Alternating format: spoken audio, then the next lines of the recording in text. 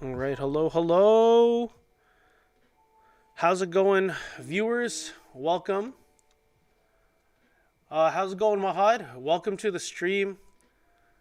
Hope that you I'm going to just read the chapters. I will read the chapters and I'll break it down. So, I think you were actually in my class when I broke down chapter 22. So you might hear the same thing, or I might try to elaborate a little bit more. But it's more so I can have a recording online for kids who miss class or need another refresher. It's for them to catch up. But if you want to be here and field questions to me or any insights that you have, more than happy to take them. But thank you so much for being here. Awesome, awesome. All right, so let's read. Things Fall Apart, chapter 22. Actually, hold on. I have to put up a couple more things here. I think. Can I put my chat up? Where is this?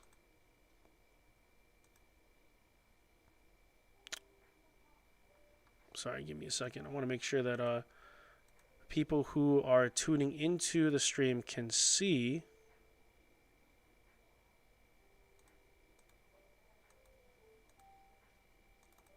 the chat. Hey, there we go. Ha.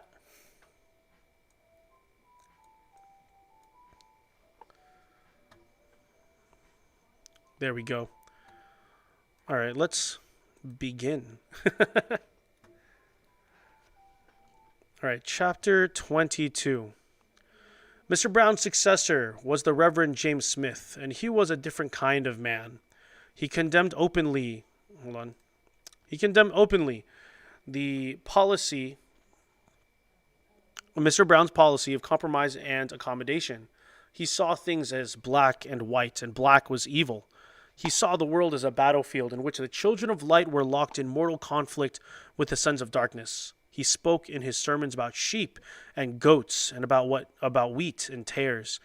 He believed in slaying the prophets of Baal. So, Mr. Brown was really nice. Oh, my bad. Hold on. Who is YOLO McGee? Welcome to class. Sorry, I didn't know I was sharing my screen. There you go. There you go. All right. I have my Google Meet open because I have some other students who are chilling. I figure why not.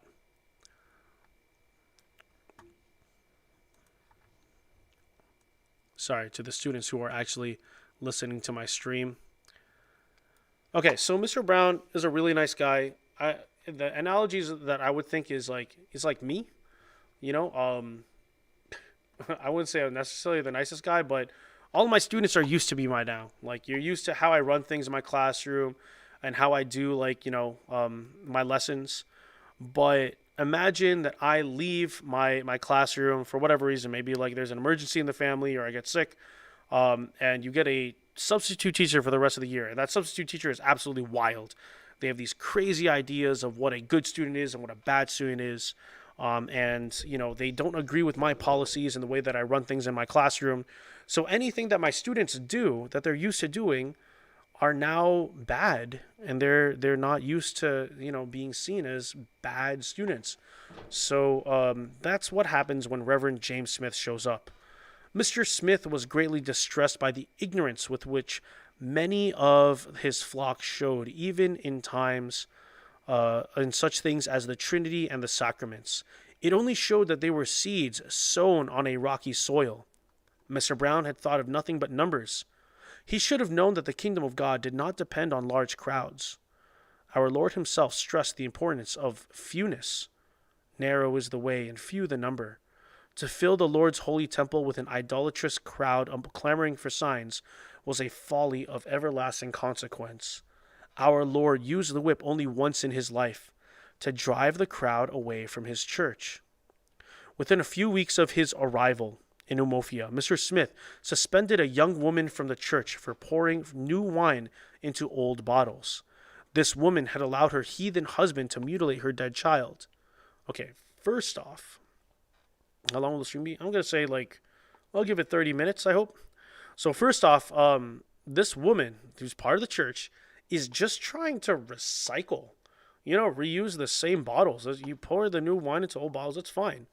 But also, her heathen husband, I guess her husband didn't convert with her. He mutilated their dead child. So if you guys remember back in that chapter with Akwefi, one of Okonkwo's wives, Akwefi is a woman who lost 9 kids after they were born. And their reasoning was she had an Ogbanje, which is a demon child.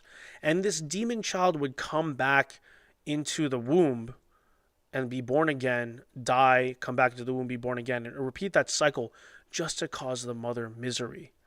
So in order to make sure the Ogbanje doesn't come back, they mutilate the body of the dead child and show the spirit like, hey, if you come back, we're going to do the same thing to you, So that was normal. That's normal in their culture to mutilate dead babies' bodies. But that's not cool with the Christians, especially with Mr. Smith. Mr. Smith was filled with wrath when he heard of this. He disbelieved the story, which even some of the most faithful confirmed.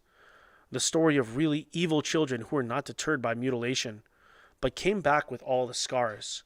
He replied that such stories were spread in the world by the devil to lead men astray. Those who believed such stories were unworthy of the Lord's table. There was a saying in Umofia that as a man danced, so the drums were beaten for him. Mr. Smith danced a furious step, and so the drums went mad.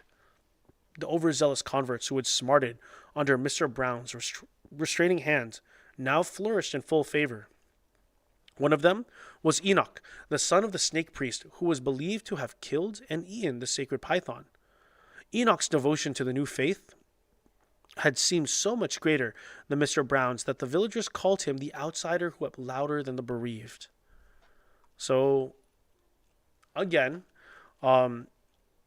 say in my classroom, there's students who normally act out and they're pranksters. But when I'm there, they're okay. But when the substitute teacher comes in, they're willing to act out again and they don't really care, so they just cause a mess. That is what happens with Enoch, he's willing to fight. He wants to put up a fight. Enoch's small body without Enoch was short and slight of build, and always seemed in great haste. His feet were short and broad, and when he stood or walked, his heels came together, and his feet opened outwards, as if they had quarreled and meant to go in different directions. Such was the excessive energy bottled up in Enoch's small body that it was always erupting in quarrels and fights. On Sundays, he always imagined that the sermon was preached for the benefit of his enemies. And if he happened to sit near one of them, he would occasionally turn to give him a meaningful look, as if to say, "I told you so."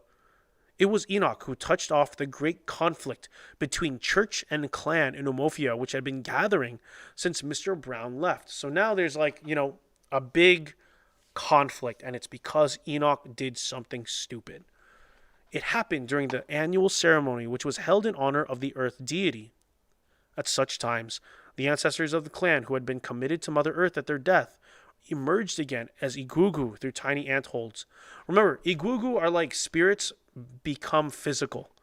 The spirits come back, but we know that the spirits are actually they're actually like village elders, people with rank who put on like masks and put on like makeup and all that, and they act out as the spirit. One of the greatest crimes a man could commit was to unmask any Gugu in public, or to say or do anything which might reduce its immortal prestige in the eyes of the uninitiated. And this was what Enoch did. The annual worship of the earth goddess fell on a Sunday, and the masked spirits were abroad. The Christian women who had been to church could not therefore go home. Some of their men had gone out to beg the Igugu to retire for a short while, for the women to pass. They agreed and were already retiring when Enoch boasted aloud that they would not dare to touch a Christian. So Enoch is being, a pain in the butt, and he wants to he wants to provoke the Christian or the Igugu. And he did. Whereupon they all came back, and one of them gave Enoch a good stroke of the cane, which was always carried. Enoch fell on him and tore off his mask. The other Igugu immediately surrounded their desecrated companion to shield him from the profane gaze of women and children, and led him away. Enoch had killed an ancestral spirit, and Umofia was thrown into confusion. So the way that I think about it is this. Everyone has an idea of what like teachers are like, right? Like when you see a teacher in the classroom, it's normal. That's how they are. Like they have this sort of like authority. But when you see a teacher out in public, like at the gas station, at Walmart, at a grocery store, you wonder like, oh man, that's not my teacher. That's just another Mr. or Miss whoever just shopping for clothing or whatever. It's kind of odd, right? When they have been stripped of that authority, their classroom and their title, they're just a regular person again. That's what Enoch did forcefully. He took off the mask, and the people were like, "Oh, that's not an Igugu. That's just, some rando. That's Obierica. That's wearing a mask. What the heck?" It's kind of like when if this has ever happened to anyone, it's like if your parents told you like, "Oh yeah, Santa Claus isn't real." That's pretty devastating. That night, the mother of the spirits walked the length and breadth of the clan, weeping for her murdered son. It was a terrible night. Not even the oldest man in Umofia had ever heard such a strange and fearful sound, and it was never to be heard again. It seemed as if the very soul of the tribe wept for a great evil that was coming. Its own death. He did do it on purpose. Yes, Enoch did it on purpose. He provoked the Igugu, saying, "You're not really like Igugu." He boasted aloud that they would not dare to touch a Christian. "You Igugu can't hurt me." He's talking trash, right? And then when they did hurt him, he retaliated and tore off his mask. Enoch fell on him and tore off his mask. So he did do it on purpose. And that was the big crime. It seemed as if the very soul of the tribe wept for a great evil that was coming, its own death. Like, it's such a big deal to the tribe that their customs and traditions were so desecrated. Like, that's messed up. They really believe this stuff, and you have to be respectful. That's how it is. That's what they believe. And here comes this dude who says, "You're wrong, I'm right." On the next day, all the masked Igugu of Amofia assembled in the marketplace. They came from all the quarters of the clan and even from the neighboring villages. The dreaded Otakagu came from Imo, and Dekwensu, dangling a white cock, arrived from Uli. It was a terrible gathering. The eerie voices of countless spirits, the bells that clattered behind some of them, and the clash of machetes as they ran forwards and backwards and saluted one another, sent tremors of fear into every heart. For the first time in living memory, the sacred bull roarer was heard in broad daylight. From the marketplace, the furious band made for Enoch's compound. Some of the elders of the clan went with them, wearing heavy protections of charms and amulets. These were men whose arms were strong in ogu, or medicine. As for the ordinary men and women, they listened from the safety of their huts. The leaders of the Christians had met together at Mr. Smith's parsonage on the previous night. As they deliberated, they could hear the mother of spirits wailing for her son. The chilling sound affected Mr. Smith, and for the first time, he seemed to be afraid. "What are they planning to do?" he asked. No one knew, because such a thing had never happened before. Mr. Smith would have sent for the district commissioner and his court messengers, but they had gone on tour on the previous day. "One thing is clear," said Mr. Smith. "We cannot offer physical resistance to them. Our strength lies in the Lord." They knelt down together and prayed to God for delivery. "O Lord, save thy people," cried Mr. Smith. "And bless thine inheritance," replied the men. They decided that Enoch should be hidden in the parsonage for a day or two. Enoch himself was greatly disappointed when he heard this, for he had hoped that a holy war was imminent, and there were a few other Christians who thought like him. So Enoch, he wants a fight. He wants to see who's the stronger religion. He really wants people to, hurt each other.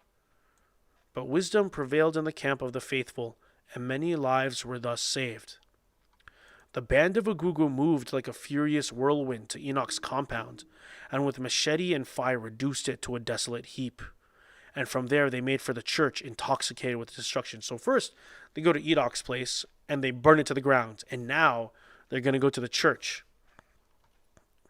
Mr. Smith was in his church when he heard the masked spirits coming. He walked quietly to the door which commanded the approach to the church compound and stood there. But when the first 3 or 4 Gugu appeared on the church compound, he nearly bolted. He overcame this impulse, and instead of running away, he went down the 2 steps that led up to the church and walked towards the approaching spirits. They surged forward, and a long stretch of the bamboo fence with which the church compound was surrounded gave way before them. Discordant bells clanged, machetes clashed, and the air was full of dust and weird sounds. Mr. Smith heard the sound of footsteps behind him. He turned round and saw Okeke, his interpreter. Okeke had not been on the best of terms with his master since he had strongly condemned Enoch's behavior at the meeting of the leaders of the church during the night. Okeke had gone as far as to say that Enoch should not be hidden in the parsonage because he would only draw the wrath of the clan on the pastor. Mahad, Amazon, I guess, but honestly, if you want a copy of this book, if you are somehow able to get to the school, I will give this book to you. You can have this book. But you can also read the entire text online. I uploaded it to our canvas. Do you like this book? I know that you jumped in really, really late. But do you like this book? Mr. Smith had rebuked him in very strong language and had not sought his advice that morning. But now, as he came up and stood by him, confronting the angry spirits, Mr. Smith looked at him and smiled. It was a wan smile, but there was a deep gratitude there. So Okeke is the interpreter. So now you have Mr. Smith standing in front of the church, kind of like as a barrier between the church and the Igugu that are all pissed off. And then he has Okeke, his interpreter. For a brief moment, the onrush of the Igugu was checked by the unexpected composure of the two men, but it was only a momentary check. Like the tense silence between blasts of thunder, the second onrush was greater than the first. It swallowed up the two men. Then, an unmistakable voice rose above the tumult, and there was immediate silence. Space was made around the two men, and Ajofia began to speak. So, they bum rush the church. The Igugu bum rush the church, and the two men, Mr. Smith and Okeke, get swallowed up in the crowd. But there is someone, Ajofia, who seems to basically shut everyone up. Ajofia was the leading Igugu of Amofia. He was the head and spokesman of the 9 ancestors who administered justice in the clan. So if you think remember that chapter where we heard about the trial and the Igugu came out and they administered justice. They were like the judges. Ajofia must be the head judge. So he's the one with the most authority.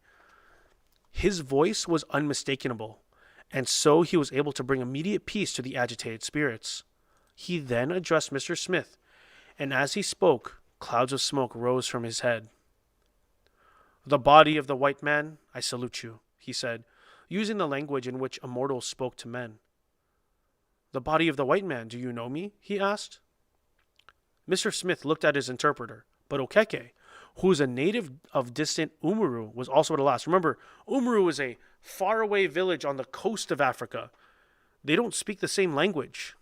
So Okeke, the interpreter, is like, I don't know what they're saying. Ajofia laughed in his guttural voice. It was like the laugh of rusty metal. "They are strangers," he said, "and they are ignorant. But let that pass." He turned round to his comrades and saluted them, calling them the fathers of Amofia. He dug his rattling spear into the ground, and it shook with metallic life. Then he turned once more to the missionary and his interpreter. "Tell the white man that we will not do him any harm." "Hey, Faith, what's up?" "Welcome to the stream. Just trying to finish up this chapter 22. "Sure, Mahad. Of course you can. I think there's some people just chilling in the Google Meet right now. But not too long because I have a meeting at 2. All right, where was I? Yeah, Faith, you'll get this tomorrow. Wait, period 5 is, the second class of the day. So you will get this lesson tomorrow, Faith. But you're more than welcome to chill and hang out. We might be doing some games or something. I don't know, since we have people here. Tell him to go back to his house and leave us alone. We liked his brother who was with us before. He was foolish, but we liked him. And for his sake, we shall not harm his brother. But this shrine which he built must be destroyed. We shall no longer allow it in our midst. It has bred untold abominations, and we have come to put an end to it." He turned to his comrades. "Fathers of Amofia, I salute you." And they replied with one guttural voice. He turned again to the missionary. "You can stay with us if you like our ways. You can worship your own God. It is good that a man should worship the gods and the spirits of his fathers. Go back to your house so that you may not be hurt. Our anger is great, but we have held it down so that we can talk to you." I'll be honest, this response by Jofia, the head of Gugu, is pretty merciful. He's like, "Look, we're not going to hurt you. We're going to allow you to stay if you respect us. You can do your own thing. We'll respect you if you respect us, but this church has got to go. Like, it is an affront to our beliefs. It is destroying our people, and we're going to destroy it, But as far as, you, we're going to honor you because the person who was before you, Mr. Brown, we like him, and we respect you because of him." That's pretty cool. Please excuse the interruption. No, there's an interruption. Please call me at 44,000. Thank you. Interruptions are fun. Okay. Mr. Smith said to his interpreter, "Tell them to go away from here." Oh God, where to go? "Tell them to go away from here. This is the house of God, and I will not live to see it desecrated." So Mr. Smith is pretty hostile still. Tell them to go away from here. I will not live to see it desecrated. He wants to fight. Like, Mr. Smith is pretty confrontational. Okeke interpreted wisely to the spirits and leaders of Umofia. The white man says he is happy to have you come with him with your grievances like friends. He will be happy if you leave the matter in his hands. So the interpreter, I'm not sure how many of you have experience with interpreting for your family, but the interpreter seems to be pretty smart about how to handle this situation. So kudos to this interpreter, Okeke, because he basically saves Mr. Smith from, more violence. We cannot leave the matter in his hands because he does not understand our customs, just as we do not understand his. We say he is foolish because he does not know our ways, and perhaps he says we are foolish because we do not know his. Let him go away. Mr. Smith stood his ground, but he could not save his church. When the Igugu went away, the red earth church which Mr. Brown had built was a pile of earth and ashes, and for the moment, the spirit of the clan was pacified. So it almost seems like the Umofians win. Like they got rid of the church. They didn't get rid of the priests and the believers, but they got rid of the physical church, right? That's got to be a win. Or is it? What do you think is going to happen next? Remember what happened to Obame when they killed the missionary? His friends came back and kind of took revenge for him. I'm curious as to see what will happen here now that they've destroyed the church. So that's chapter 22. Remember, there's a lot of stuff that might happen yet. In chapter 23, 24, and 25, there's only 3 chapters left. Thank you so much to those of you who stuck around with me in the stream. I appreciate it. I probably shouldn't do extra stuff, but today I just want to get this out of the way because we do want to have this up for you. So if you're watching this recording, I hope it wasn't too choppy because I had a couple of interruptions, but no worries. If you have any questions, leave a comment or email me. I'm always happy to explain this story, but I love this story. We can see the conflict really coming to a boil between the Umofians, the traditional Umofians, and the Christians converts. So we'll see what happens next and how Okonkwo deals with all this. And there it is. There's his name, Okonkwo. We're going to see how he feels about all of the situation. We didn't hear his name in this last chapter, so maybe we'll get his point of view. What's up, Rashid? Welcome to the stream. I'm sorry, we are just wrapping up. I hope that you are doing well. I think, are you graduating this year? No, you're not graduating this year. You're graduating next year. You're a junior. I hope you're doing well. We are reading one of your favorite books, Rashid, Things Fall Apart. And I hope that the people who are still in the chat or are watching the replay enjoy it as well. But it has been a wonderful reading. Thank you so much for joining me. I will see you on...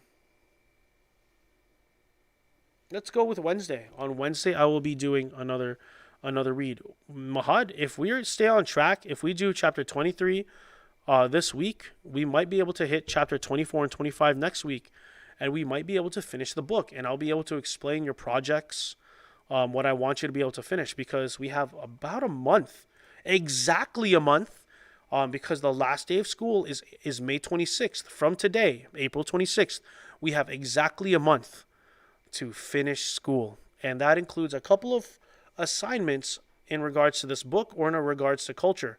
So if you want to know more about that, please come to class. Keep up with the announcements and your and Canvas. And if you have any questions, feel free to contact me. But I hope that you are all doing well. You all enjoy your weekend. This is Mr. Ocampo once again. Thank you so much, and you have a wonderful day. It's always a pleasure.